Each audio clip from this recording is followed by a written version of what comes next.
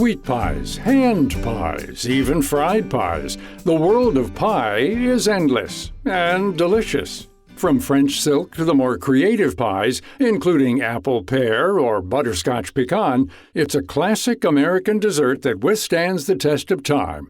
But if you travel back to medieval England during the dish's early days, it was actually served as a savory pastry.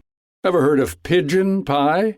Doesn't sound the most appetizing compared to the flavors of today. I do make an all-cranberry pie, but more typically I'll just include a handful, maybe a cup and a half of fresh cranberries in an apple or an apple pear pie. That, especially this time of year, getting into the festive holiday season, it's kind of nice to have that splash of red inside your filling. That's Ken Haedrich, and he lives for pie. He's built a reputation for perfecting different variations of the delicacy and says everyone at any skill level can create one at home. Haedrich is a longtime food writer and cookbook author of Pie Academy. Looking back, his love for the dish began when he was a child, and his parents would spend long afternoons baking in the kitchen. I was one of 7 kids, and my mom and dad would put us in the Woody station wagon, and we'd go up into the foothills around Plainfield, New Jersey, where I grew up, and they would pick up big bushel baskets full of apples, and then we'd all come home, and the kids would sit around the table and watch Mom and Dad make their apple pie. And Dad was the crust guy. He'd get out his can of Crisco and start whipping up a crust. And Mom was the fruit gal, and she would cut all the apples. We'd wait around anxiously for the pie to come out, and it smelled so wonderful. So that is sort of, when you grow up with your folks doing something like that, how could you not love pies, From apple pie to triple-layer pumpkin chocolate, pie is celebrated around the world. Sweet pies are a mainstay here in the States, but other countries, like Great Britain, specialize in savory pies from pork pie to cottage pie, which is made of a beef mincemeat topped with mashed potatoes.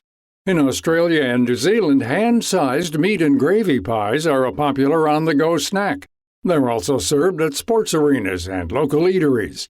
In the U.S., you can find pie at nearly every grocery store, but if you're looking for an authentic slice, there's nothing quite like sitting at a counter of a local diner and enjoying a piece with a cup of milk or coffee. Haedrich explains how many diners are known for their hefty slices of homemade cream pie. Thick pastry cream filling and then the whipped cream mounted high on top. Or sometimes a meringue, and they're just beautiful. I think there's just something about them being these big American originals.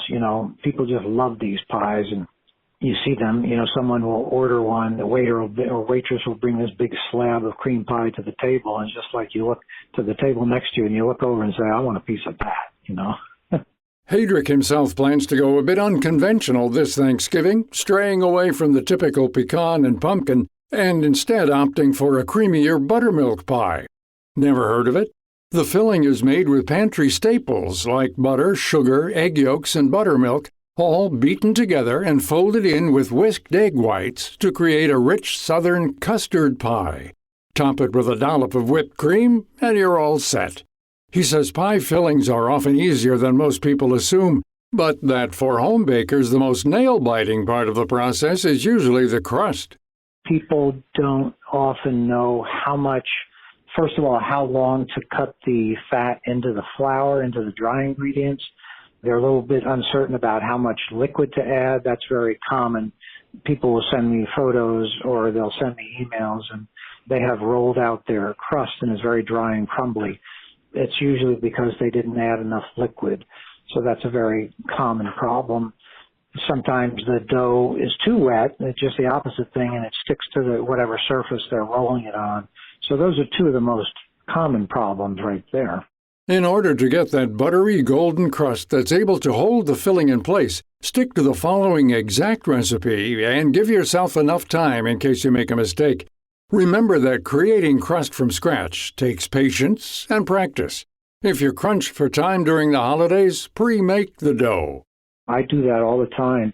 I make the dough, I shape it into a disc, and I wrap that disc in plastic and slip it into a plastic bag, and I put that in the freezer.